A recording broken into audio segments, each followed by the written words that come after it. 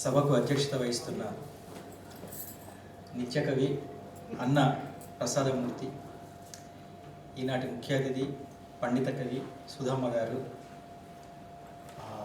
మంచి కవయిత్రి శైలజా మిత్ర గారు, తన వరుస నవలలతో ప్రపంచం సృష్టిస్తున్న ఝాన్సీ శెట్టి గారు, ఈనాటి కథానాయిక కవయిత్రి రేణుకా అయ్యోల గారు, సభలో ఉన్న మిత్రులకి అందరికీ నమస్కారం.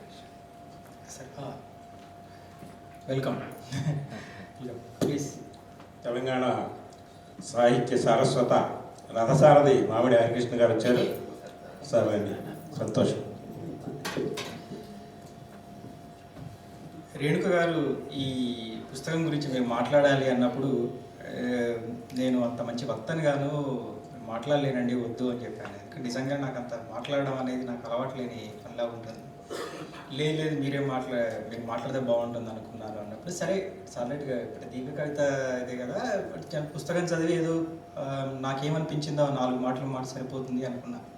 కానీ పుస్తకం చేతికి వచ్చిన తర్వాత భయం వేసింది. నిజంగానే చెప్తున్నాను, భయం ఎందుకు వేసింది అంటే, ఇది ఒక పురాణ పాత్రను తీసుకొని ఆ పురాణ పాత్రలోకి ప్రవహించి ఒక లాగా రాసిన కవిత. సో దాన్ని విశ్లేషించాలి అంటే ముందు అసలు ఆ పురాణాల గురించి ఎంతో కొంత అవగాహన ఉండాలి. దానికి తోడు ఆమె ఇంట్రడక్షన్లో రాసుకున్నట్టుగా భైరప్ప పర్వ నవల నుంచి ఇన్స్పైర్ అయ్యి తను ఈ దీర్ఘ కవిత రాశారు. సో అప్పుడు ఎప్పుడో చదివిన ఆ నవలని మళ్ళీ ఇంకోసారి చూడాలి, ఇప్పుడు అంత టైము ఓపిక లేవు. సో అదొక కారణం. ఈ భయాల వల్ల అనవసరంగా ఒప్పుకున్నానేమో అనిపించింది, అంటే ఫ్రాంక్లీ చెప్తున్నాను.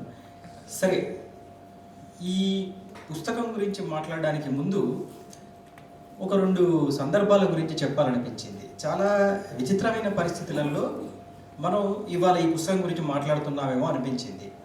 ఒకటి చాలా ఉత్తేజాన్ని ఇచ్చే సందర్భం అయితే, 2 కొంత భయం గొలిపించే సందర్భం. ఉత్తేజాన్ని ఇచ్చే సందర్భం ఏంటంటే, బహుశా మీలో కొద్దిమంది వార్తలో చూసుంటారు, పర్వ నవల వచ్చి దాదాపు 40 ఏళ్ళు.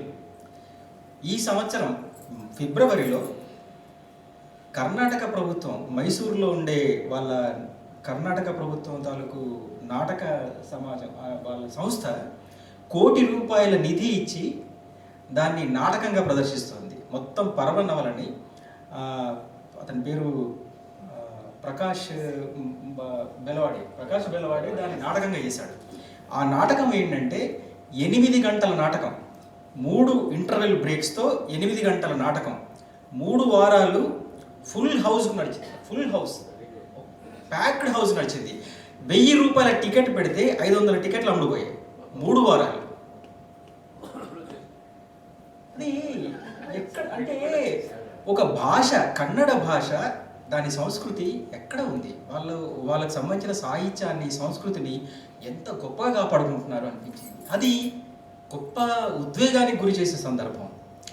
ఇక అలజడికి గురి చేసే విషయం ఏంటంటే, బహుశా మనందరం విన్నాం, మనం కూడా ఎంతో కొంత దుఃఖించిన సందర్భం ఏంటంటే, పెరుమాళ్ మురుగన్ వినే ఉంటాం. సో పెరుమాళ్ మురుగన్ లిటరల్గా తను రాసిన ఒక పుస్తకానికి, తను రాసిన ఒక నవల విషయంలో రైట్ వింగ్ దాడి తట్టుకోలేక ఆ పుస్తకాల ప్రతులన్నీ తగలబెట్టేసి పెరుమాళ్ మురుగన్ అనబడే రచయిత మరణించాడు అని డిక్లేర్ చేసే దశకి వెళ్లాల్సి వచ్చింది. ఇంతకీ చాలా విచిత్రమైన విషయం ఏంటంటే, అతను ఒక 200-300 ఏళ్ల క్రితం తమిళనాడులో ఒక చోట ఉన్న ఒక సంప్రదాయం, అది ఏంటి, పిల్లలు లేని వాళ్ళు పిల్లల్ని కనడం కోసం ఫాలో అయ్యే ఒక పద్ధతి. అది ఇంచుమించు పర్వ నవలలో ఏ కుంతి గురించి అవి చెప్పిందో, నియోగ పద్ధతి ద్వారా పిల్లల్ని కనడం. అంటే మొగుడు పిల్లల్ని కనే సామర్థ్యం లేనివాడైనప్పుడు నియోగ పద్ధతి ద్వారా పిల్లల్ని కనడం అనే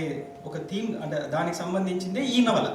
కానీ దీనికి జేజేలు కొట్టిన వాళ్ళు, దీన్ని గొప్ప ఎపిక్గా, గొప్ప క్లాసిక్గా భుజానికి ఎత్తుకున్న అదే సమాజం పెరుమాళ్ మురుగన్ ప్రస్తావించిన విషయంలో దాడి చేశారు తన మీద.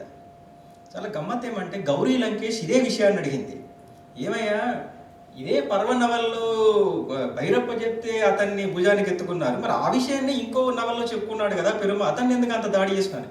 సరే, ఫైనల్ గౌరీ లంకేష్కి ఏం జరిగిందో మనం అందరం చూస్తాం. అంటే చాలా విచిత్రమైన పరిస్థితుల్లో ఉన్నామేమో మనం అనిపించింది. ఇటువంటి సందర్భాల్లో రేణుక గారు ఈ పోయం రాశారు. మరి ఆవిడ అన్నిటికీ సిద్ధపడే ఈ దీర్ఘకవిత రాశారా లేదో మరి నాకైతే తెలియదు. ఆవిడ చాలా ధైర్యంగా దేన్నైనా ఎదుర్కొందామనే ఒక సాహసంతోనే ఈ దీర్ఘకవిత రాశారని అనుకుంటున్నాను. ఇక రేణుక గారి కవిత్వం చదివిన ఎవరికైనా కూడా ఆవిడ చాలా సెన్సిబుల్ పోయిట్ అనే విషయం తెలుసు. ఆవిడ కవిత్వంతో పరిచయం ఉన్న ఎవరికైనా కూడా చాలా సెన్సిబుల్ పోయిట్ అనే విషయం మనకు తెలుసు. ముఖ్యంగా మూడో మనిషి దీర్ఘకవిత రాసినప్పుడు ఆల్మోస్ట్ అది కూడా ఒక మోనోలాగ్ లాగా నడుస్తుంది. సో ఆ పోయం, ఆ లాంగ్ పోయం చదివిన ఎవరికైనా కూడా ఆవిడ చాలా సెన్సిబుల్ పోయిట్ అనే విషయం అర్థమవుతుంది.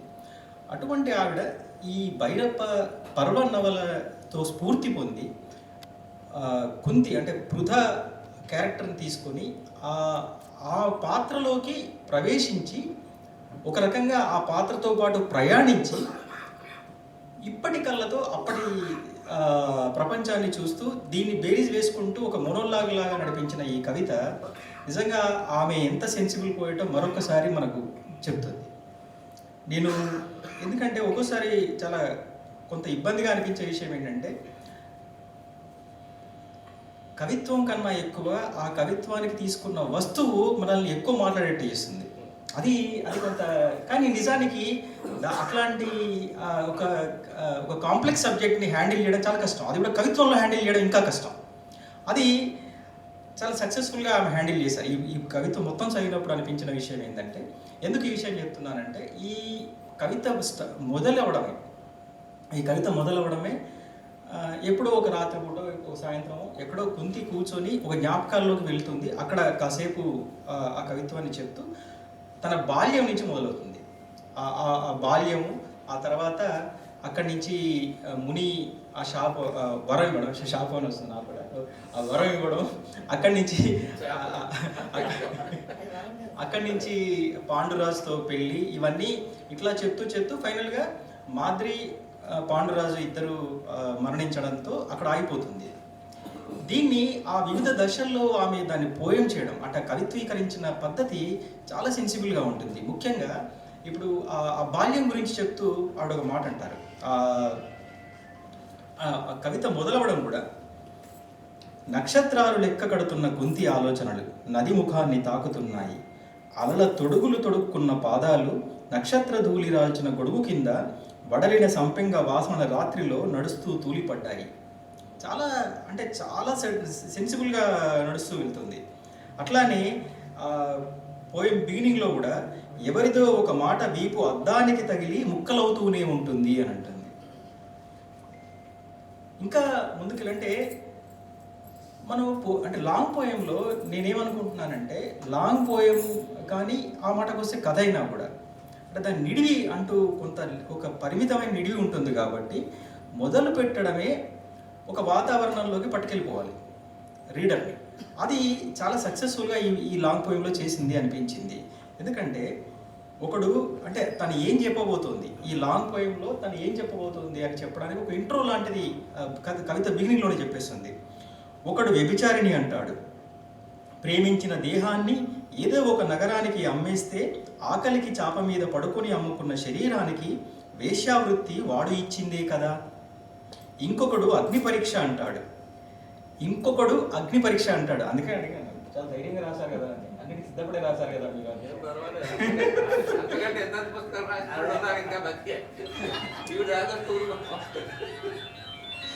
ఇంకొకడు అగ్ని పరీక్ష అంటాడు. నమ్మకాన్ని సందేహానికి ఒప్పచెప్పినప్పుడు అగ్ని పరీక్ష వాడు పేర్చింది. మరొకడు ఆమెకి 5 మొగుళ్ళు చాలదా అంటాడు. ఇది అంటే ఒక మూడ్ని క్రియేట్ చేయడం. ఇది కవిత మొదట్లోనే ఆమె ఒక మూడ్ని క్రియేట్ చేస్తూ వెళ్తుంది. రెండవది నాకు బాగా నచ్చింది ఏంటంటే, ఈ లాంగ్ పోయంలో నాకు బాగా నచ్చింది ఏంటంటే, భైరప్ప నవల మీద ఆ మధ్య కూడా ఒక చిన్న విమర్శ లాంటిది వచ్చింది. విమర్శ అంటే అదే విశ్లేషణ లాంటిది. అందులో వాళ్ళు ఆ పర్టికులర్ క్రిటిక్ ఒక మంచి మాట అన్నది. ఆమె ఎవరో లేడీ రాసింది. ఆమె ఏమంటుందంటే, అసలు మొత్తం ఈ భైరప్ప పర్వ నవలంతా 2 విషయాలు. ఒకటి సెక్స్, రెండోది డెత్ అంది. సో ఈ రెండు అంశాలని మీరు జాగ్రత్తగా గమనిస్తే ఈ రెండు అంశాలని అంటే రేణుక గారు ఆ ఆర్టికల్ చదివారో లేదో నాకు తెలియదు కానీ నిజానికి ఈ లాంగ్ పోయంలో కూడా ఆ రెండింటిని చాలా అద్భుతంగా డీల్ చేశారు. ఎంత అద్భుతంగా అంటే ఎక్కడ ఈ కవిత రాసే క్రమంలో ఆమె ఎక్కడ మొహమాట పడలేదు. అంటే శృంగారానికి పురుషుడు స్త్రీకి మధ్య ఈ సంభోగానికి సంబంధించి వీటిని నరేట్ చేసే క్రమంలో ఆమె ఎక్కడ మొహమాట పడకుండా చాలా బ్లంట్గా కవిత్వం చెప్పింది. అది నాకు బాగా నచ్చింది. ఉదాహరణకు నేను ఒక చోట ఆవిడ అంటుంది,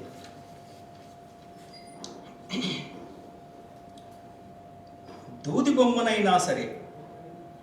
బొమ్మనైనా సరే అలంకరించితే చాలు, విరిచేయడానికి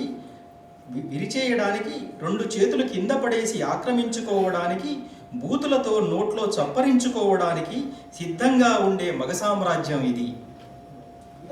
ఎంత సాహసోపేతమైన వాక్యాలంటే ఎక్కడ మొహమాటం లేకుండా రాసింది. అట్లానే ఇంకో చోట ఉంటుంది, శృంగార యుద్ధంలో కవచాలు లేని శరీరానికి, అలసిన చేతులకి మోసం అంటుకుంటుంటే కంటి అద్దానికి నీటి పొర మసకని కొంగుతో తుడుచుకునే ధ్యాసే ఉండదు.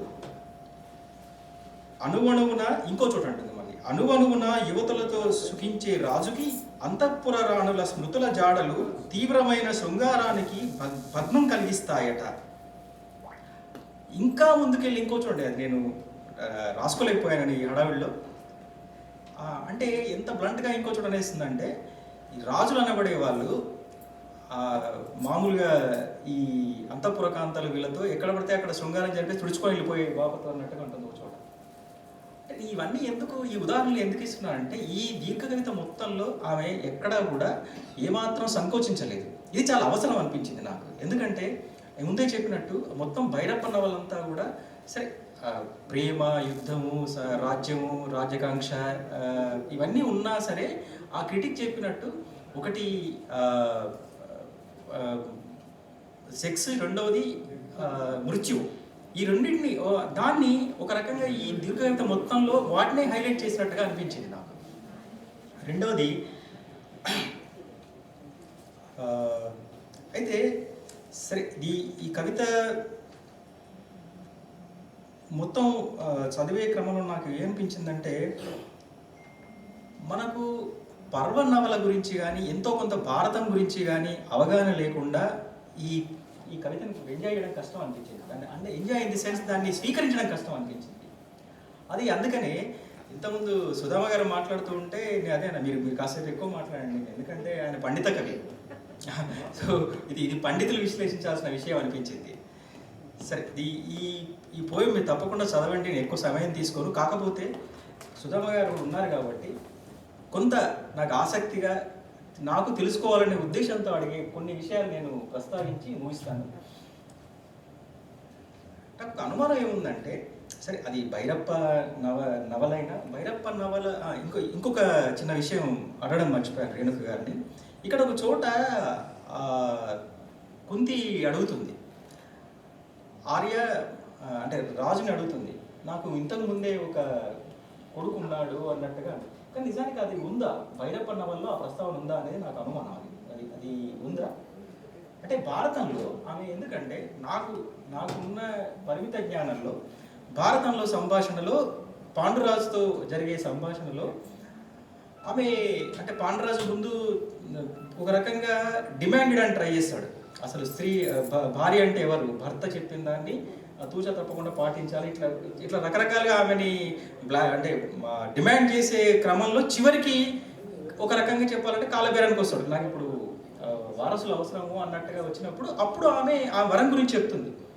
ముందు ఆమె ఒక మాట అంటుంది, పరపురుషుడితో ఇదా నేను అసలు నో వే అన్నట్టుగా మాట్లాడుతుంది. కానీ చాలా గమ్మత్తైన విషయం అంటే అప్పటికే ఆమెకు ఒక కొడుకుంటాడు. అంటే ఈ విషయాన్ని ఎక్కడ చెప్పదు ఆమె, కానీ ఇందులో చెప్తుంది అన్నట్టుగా ఒక మాట ఉంది. అంటే ఇది సాంకేతికమైన విషయం, అంతమీ చేయలేదు. అది ఒకటి, ఆ ఒక్క పాయింట్ అడగడం అనిపించింది. అయితే ఇక్కడ నాకున్న అనుమానం అంటే నాకు ఇది బియాండ్ దిస్ పోయం అనుకోండి. కానీ ఈ లాంగ్ పోయంతో ఎంతో కొంత కనెక్షన్ ఉంది కాబట్టి అడుగుతున్నాయి, అంతమించి ఏం లేదు. బహుశా సుధామ లాంటి గారి పండితులు చెప్తే వినాలని ఉంది నాకు. పంచకన్యలో అని అంటాం కదా, మామూలుగా పురాణాల్లో పంచకన్యలు, ఈ నేపాల్లో ఏదో ఒక టెంపుల్ ఉందంటారు. పంచకన్యల్లో కుంతి, ద్రౌపది, అహల్య, తార, మొత్తం 5 గురించి చెప్తారు కదా. అంటే వాళ్ళు కన్య అంటే ఎవరు? తను కోరుకున్నట్టు, తను ఏ పురుషుడిని అయితే కోరుకుంటుందో వాళ్ళతో తను కోరుకున్నట్టుగా ఉండే వాళ్ళని కన్య. అది ఒరిజినల్ డెఫినేషన్, అది కన్యకు సంబంధించి అనేది ఒక అవగాహన. అట్లా చూసినప్పుడు కుంతి తన స్వేచ్ఛని పూర్తిగా అనుభవించిన ఒక స్త్రీ అని కూడా భారతంలో, అంటే భారతం టెక్స్ట్లో మనకు, అంటే నాలాంటి వానికి అర్థమైన విషయం అది. ఆ ద్రౌపది కానీ కుంతి కానీ వాళ్ళ ఒక స్త్రీగా వాళ్ళ స్వేచ్ఛని పూర్తిగా ఎంజాయ్ చేసిన స్త్రీగా కనబడతారు. కానీ ఇక్కడ చాలా పీడనకి గురైన స్త్రీ అనే యాంగిల్ నుంచి మొదటి భాగం అన్నట్టుగా మొదటి భాగం అంటే భర్త లేనప్పుడు ఇది లేదు ఆవిడ అక్కడ పాండురాజు గారు వెళ్ళిపోతారు. పాండురాజు కూడా ఏం చెప్పాడంటే వాడు కూడా అలా పుట్టినవాడే కదా, సంబాలిక కొడుకు వాడు, వ్యవహారం అది కూడా ఎందుకంటే ఇంకొక మాట అది కరెక్ట్ మీరు గుర్తు చేసి ఇంకొక అంటే అది కొంత ఇన్ఫార్మల్ నడుస్తుంది కాబట్టి ఇలా మాట్లాడుకుంటున్నాం మనం. ఇది ఎందుకంటున్నా అంటే కుంతి కన్నా ముందు, అంటే ఒక రకంగా ఆమె అమ్మమ్మ నాయనమ్మ వరుస కదా, ఎవరు వ్యాసుడి తల్లి, ఆమె మళ్ళీ సేమ్, అంటే ఈమెకు రెండు తరాల ముందు ఈ వారసులకు సంబంధించిన సంక్షోభం ఎదురైనప్పుడు ఆమె ఏమాత్రం మొహమాటం లేకుండా తన వ్యాసుడు ఎవరింతకి ఒక రకంగా ఇల్లీగల్ సన్, ఇల్లిస్టిమేట్ సన్ అయినా సరే ఆమె ఏం భయపడకుండా, ఏం మొహమాట పడకుండా వ్యాసుడిని పిలిచి, ఇది కూడా బాబు నాకు ఇప్పుడు సమస్య వచ్చింది, నువ్వు ఇది సాల్వ్ చేసి పెట్టు అంటుంది. ఎగ్జాక్ట్లీ విదురుడు. ఇది అయితే అంటే 2 జనరేషన్స్ తర్వాత నాకు సన్నగా చెప్పలేకపోయింది. అది ఎందుకు జరిగింది అనేది అది నాకు ఆసక్తి. అంటే 2 జనరేషన్స్ ముందు వారసుడికి సంబంధించి సంక్షోభం వచ్చినప్పుడు ఏం ఇబ్బంది లేకుండా సత్యవతి పిలవలిగినప్పుడు ఈ కుంతి దగ్గరకు వచ్చేసరికి ఈ సమస్య ఎందుకు వచ్చింది అనేది నాకు కొంత ఆసక్తి కదా.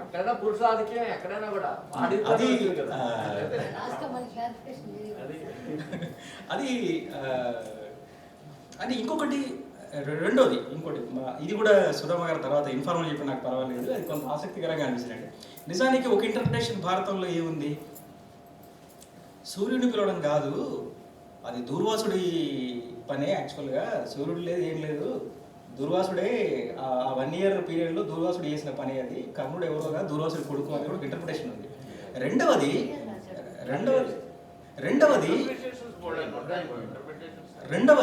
ఇంకోటి ఏంటంటే అసలు ధర్మరాజు ఎవరో కాదు, ఆమెకు ఫస్ట్ అంటే పాండురాజు ఎప్పుడైతే ఇట్లా ఎవరు అనేది ఆమె ఛాయిసా నా ఛాయిసా అన్నప్పుడు నిజానికి ఆ ఫస్ట్ ధర్మరాజు యమధర్మరాజు కూడా అంతా ఏం కాదు, విదురుడే, అంటే ఆమెకు మరిది వరుస అవుతాడు. ఆ విదురుడే ధర్మరాజు కొడుకు అనే దానికి ఇంకో దృష్టాంతం చెప్తారు అక్కడ. ఏంటంటే ఈ చివరి దశలో వాళ్ళు చనిపోయే దశ ఉంటుంది, విదురుడు వీళ్ళందరూ విదురుడు చనిపోయే దశలో ధర్మరాజుని దగ్గరగా తీసుకొని చూస్తాడు. ఉపనిషత్తుల్లో ఏం చేయాలి అంటే చనిపోయేటప్పుడు తండ్రి ఏం చేయాలనేది ఉపనిషత్తుల్లో ఒక వర్ణన ఉంటుంది. దాని ప్రకారంగా చనిపోయే దశలో తండ్రి కొడుకును దగ్గరగా తీసుకొని తన శక్తి మొత్తం కొడుకు ఇవ్వాలి. సో అది విదురుడు చేశాడు కాబట్టి అని అట్లా ఒక ఇది కూడా ఉంది. విదురుడు ఎవరో కాదు, మళ్ళీ అంధర్మరాజు ఇదని కూడా ఉంది. సో ఇవన్నీ ఎందుకు ప్రస్తావిస్తున్నా అంటే బహుశా మళ్ళీ కవిత దగ్గరికి వస్తే కనుక ఇంత సంక్లిష్టమైన సబ్జెక్ట్ని ఒక కవిత చేయడం అనేది, అందులో ఈ పురాణాలు వీటి గురించి పెద్దగా అవగాహన లేని నాలాంటి వాడిని వచ్చి మాట్లాడమని చెప్పడం ముందు అది కూడా ఒక సాహసం అనిపించింది కనుక ముందు ఆవిడ సాహసానికి నమస్కరిస్తూ, బట్ ఆమె ఈ దీర్ఘకవితని హ్యాండిల్ చేసిన పద్ధతి, అంటే ఇట్లాంటి సంక్లిష్టమైన పాత్రని తీసుకొని అంటే అప్పటి కాలానికి ఇప్పటి కాలానికి లింక్ చేస్తూ చెప్పడం, అది చాలా సెన్సిబుల్గా హ్యాండిల్ చేసింది. అందుకు ఆవిడని అభినందిస్తూ థ్యాంక్ యూ విజయ్.